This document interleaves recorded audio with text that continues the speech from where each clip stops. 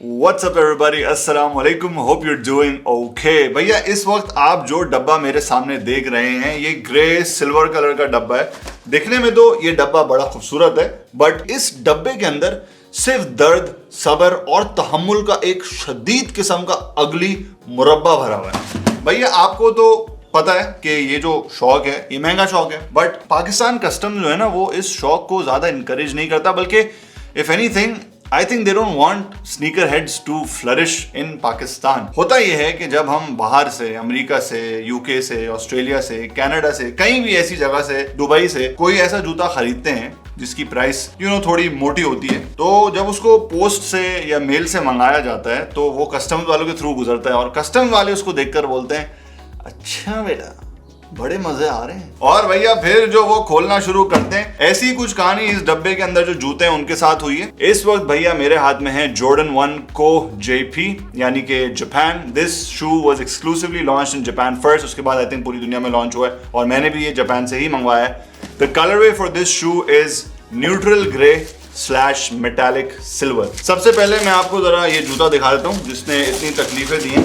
आपस की बात है कि भाई जूता तो खूबसूरत है, मतलब ये मानने वाली बात है कि भाई मतलब किसी वजह से भाई का दिल आया, क्योंकि it looks very spacey is that a word? मतलब मुझे ऑलमोस्ट ऐसा लग रहा है कि बड़ा फ्यूचरिस्टिक स्पेस साइंस फिक्शन के किसी कैरेक्टर का जो है ना ये जूता है। इसकी चमक आप देखें, यहाँ पर देखें, इसका जो ये लोगो है जंपमैन का, फोकस कर ले, ये इन्होंने बड़ा डिफरेंट तरीके का बनाया।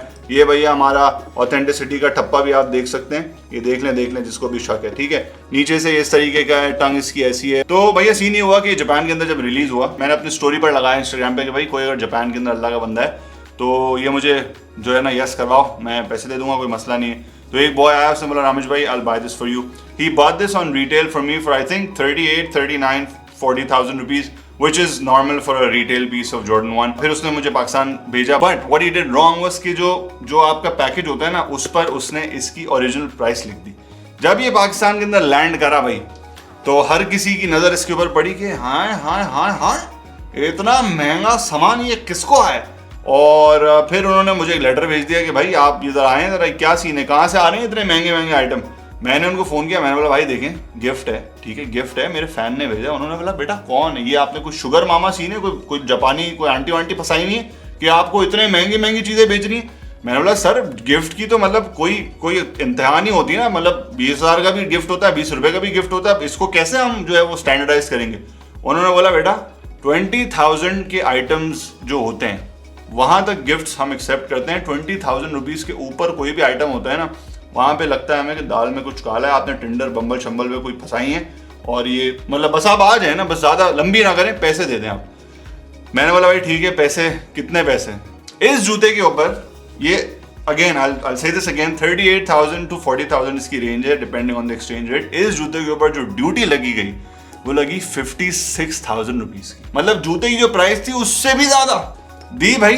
56,000 रुपीज की ड्यूटी देकर जब ये जूता निकाला तो इसको निकले हुए ऑलमोस्ट 1-1.5 महीना हो गया है और ये लिटरली ऐसे ही कैसे ही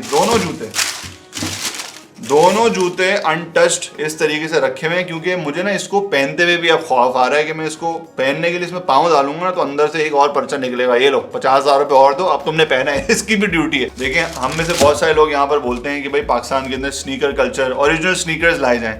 भाई ओरिजिनल स्नीकर्स का ये हाल है कि डबल द प्राइस हो रही है। फिर भैया इसीलिए जो काउंटर फीट्स या कॉपीज या गॉड रेप्लिकास का धंधा है वो चढ़ता है, क्योंकि भाई जाहिर है ये दर्द नहीं ले सकता है आम आदमी, तो वो बोलता है 5-6 हज़ार में बस यस करा दो, कौन जाहिर है मैग्नीफाइंग ग्लास से हमारे जूतों को देखेगा। खैर तो भैया ये थी छोटी सी एक कहानी कि किस तरह इस जूते ने भाई का काटा है।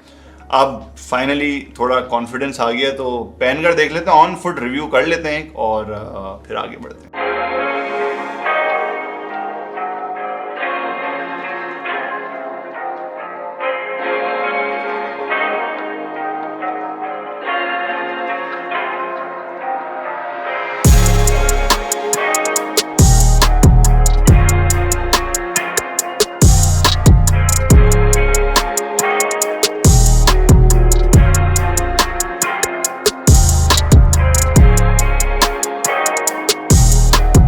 Alright, so this is what my sneakers look like.